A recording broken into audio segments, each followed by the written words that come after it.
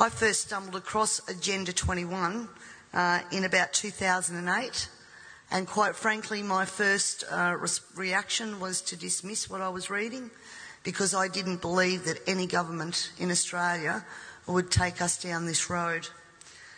Then I began to see a legislative pattern emerging in Parliament which concerned me greatly, and I also started to see the tenor of legislation that we were passing.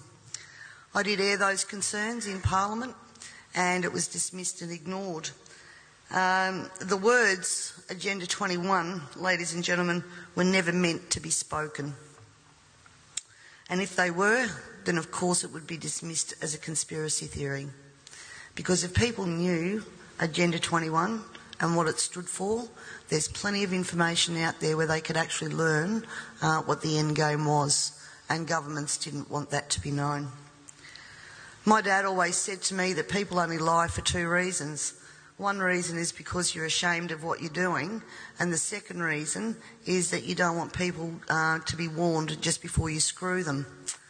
And I honestly believe that these secrets have been, that these secrets have been kept for both of those reasons. Ladies and gentlemen, the origins of the environmental movement as we see it began back in 1968 when the Club of Rome was formed. The Club of Rome has been described as a crisis think tank which specialises in crisis creation. The main purpose of this think tank was to formulate a crisis that would unite the world and condition us to the idea of global solutions to local problems. In a document called The First Global Revolution, authored by Alexander King and Bertrand Schneider, on pages 104 and 105, it stated, "In searching for a new enemy to unite us, we came up with the idea that pollution, the threat of global warming, water shortages, famine and the like would fit the bill. All these dangers, of course, will be caused by human intervention that will require a global response." That's the origin of global warming, ladies and gentlemen. In 1975, Australia agreed to bring in a new economic order via the Lima Declaration on the Second Conference of the United Nations Industrial Development Organisation. The outcome of this was, as I said, the Lima Declaration, which was a blueprint for the redeployment of tools, jobs and manufacturing to the developing nations, leaving countries like Australia short of technology, a manufacturing base and jobs. Blind Freddie can now see what the outcome of that has been for our country, with their unworkable trade and tariffs agreements hand in hand with this that have followed as a matter of course. This is now a reality, with around 90% of our agriculture and manufacturing just gone. Australia signed the Lima Declaration and hundreds of others with the support of all major political players: Whitlam, Fraser, Hawke, Keating, Hewson, Howard, Rudd, the Democrats, the Greens and even the Nationals. It has been put to me that all of these treaties were the foundation for the rollout of Agenda 21, and it seems that Australia has been moved around the global chessboard, and our so-called leaders were either complicit or naive to the long-term consequences. And now we're almost at checkmate.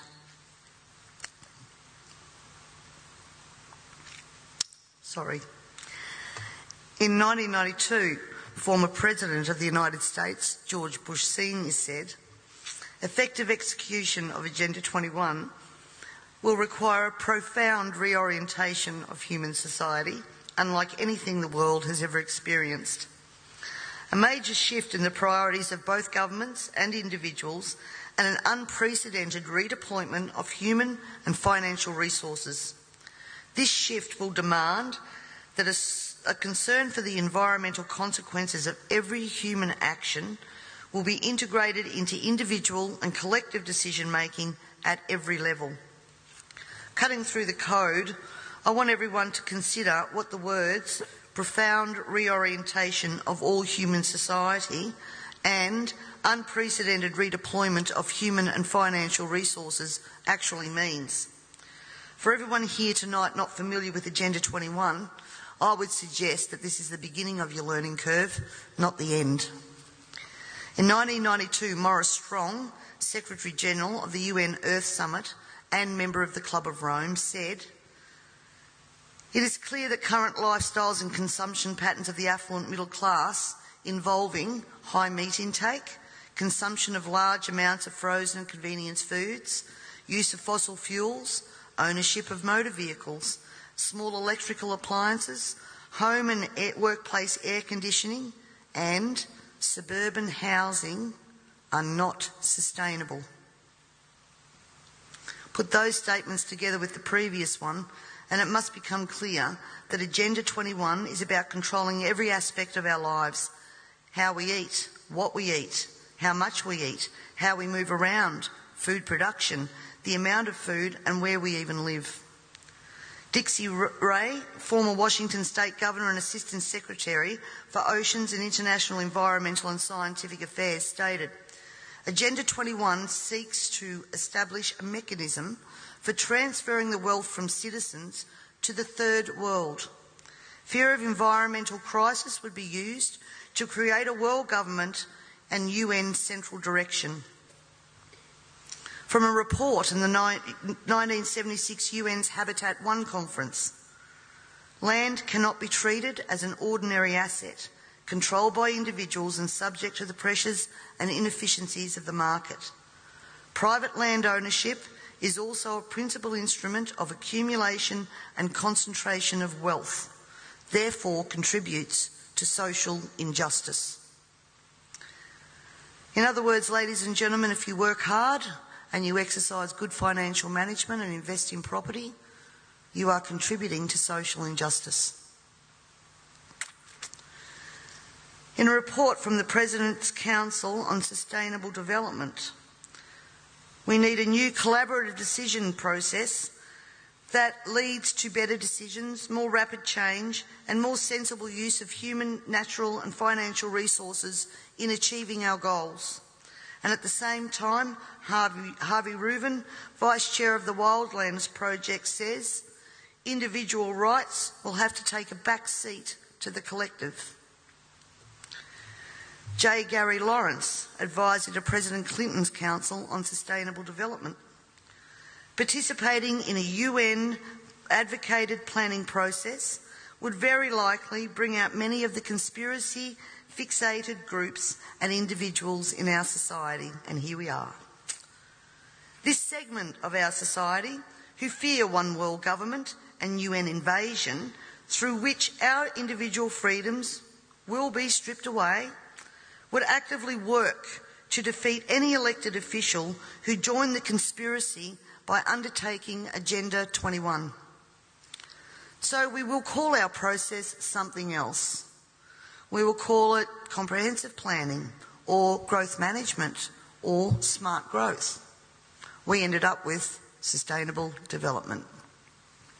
The redeployment of human and financial resources has now become visible to us all via the cut to services and programs to assist the sick, the young, the elderly, and of course the creation of another level of poverty now identified by the term the working poor. I was speaking to a person last week and he said to me, if Hitler was still around, he'd be sitting back thinking, I didn't need bullets for a global takeover. And he'd be right. We see daily cash grabbing via new taxes called levies, supposedly because we are cash strapped in this state, and at the same time see big project spending that does not fit with the message that we are in financial crisis. But we the people have to tighten our belt, while the government seems absolutely unaware and unconcerned of the amount of debt that it is accumulating.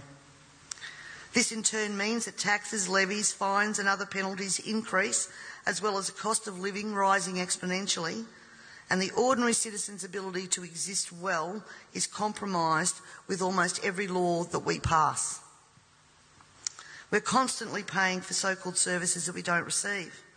This is wealth redistribution at the grassroots level, redeployment of financial resources ensuring only hardship for the citizens who just really want to get on with their lives. The Parliament has also ventured into the rights of people to own and retain their property and manage it without government interference. In particular, the laws around, as Peter said, water allocation, natural resource management, the Native Vegetation Act, Development and Planning Act, which are all equally toxic to our food producers as they are to our long-term security, we city dwellers. Everyone needs to remember we all pay a natural resource management levy on our tax rates. So this is not just going to affect the food producers. The intrusions into our property that Peter was talking about that land producers are going through will roll out into the suburbs and into the city because they have the authority to do that.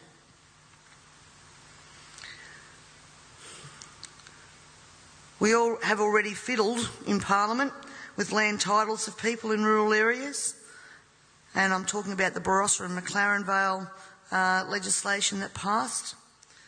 And the buzzwords used to justify that was heritage status. At the same time that our right to own and manage our land, have access to water, produce adequate food to ensure that our only option is not to consume often toxic and substandard food from places like China, this government has been working overtime to take away our rights to common law through many pieces of legislation. Common law is what guarantees us an ability to correct injustices. This coming year, I promise you, you will also hear debate over a number of pieces of legislation that will further erode our common law rights. And you have to get behind me on this, ladies and gentlemen, to stop this from going through. As Agenda 21 became more and more apparent to me, I began using the line in Parliament, the government was now declaring war on its own citizens. And that goes back as far as 2008. This, of course, led me to being labelled a conspiracy theorist. But here we are now, openly talking about Agenda 21 and the ramifications we will see in a short period of time if this is not stopped in its tracks. Let me just say that I often hear we cannot stop what is happening. Two-party preferred system, vote Labor, vote Liberal, what does it matter? And in fact, that's probably true for the House of Assembly because that's where government's formed. But ladies and gentlemen, here in South Australia we have the Legislative Council, the House of Review. And my friends, that is where the true power does lie. And the last thing that governments want you to understand is that no matter who is in power, the Legislative Council is there for checks and balances. And when the Legislative Council isn't overly influenced by the major parties, legislation can be blocked.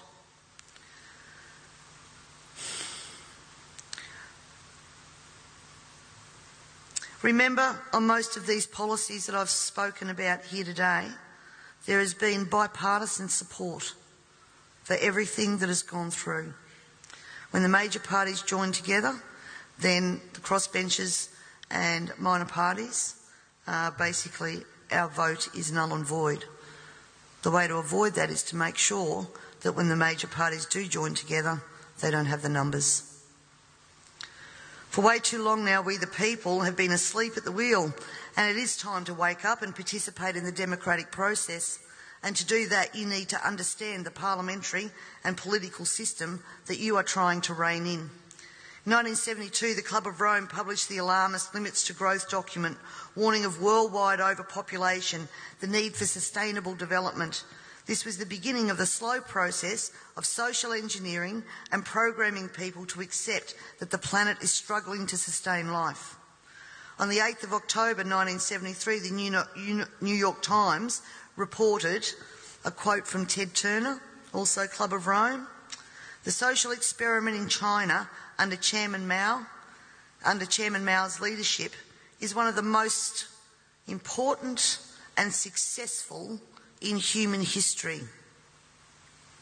In 1987, Mikhail Gorbachev, also a member of Club of Rome, said, "We are moving toward a new world order, the world of communism, and we shall never turn off that road." He also quoted in 1996 Monetary and Economic Review on page 5 The environmental crisis will be the international disaster that will unlock the New World Order, one world government. In 1992 came the Earth Summit, which produced the document called the Earth Charter. This document was co-written by Maurice Strong, long-time globalist, elitist, member of Club of Rome, and Mikhail Gorbachev. Both Strong and Gorbachev stated that it was hoped that this document would be adopted as the new 10 Commandments, with environmentalism as the new one world religion. Out of this summit came Agenda 21. Ted Turner, who was also a member of the Club of Rome, was quoted as saying in 1996, "The total population of 250 to 300 million people is ideal. That means a reduction of 95% from present levels would be even more ideal. Anyone who abhors the China one-child policy is simply a dum-dum." In 1998, the Baltimore Sun reported on July the 7th, most of Ted Turner's first donation to the UN of $22 million went to programs that seek to stall population.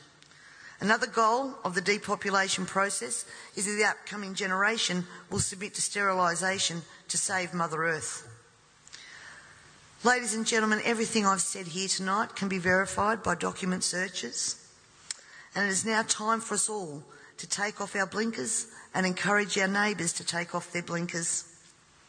And it's also time for you to demand that every person you elect fully understands this policy that is being rolled out via local, state and federal government at a concerning rate.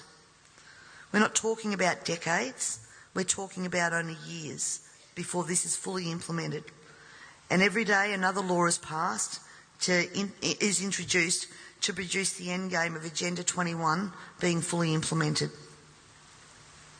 So the question that Lord Monckton asks, carbon tax, climate change and Agenda 21, can democracy survive all three? Needs to be answered, and answered now. And you need to find out from your elected members what they know of Agenda 21, and if they don't know it, educate them. And if they don't know it, then push them to understand what they are voting on in Parliament, because this is crossroads. I thank you all very much for your time and for your attention, and I would now like to take the opportunity to introduce Lord Christopher Monckton. Thank you.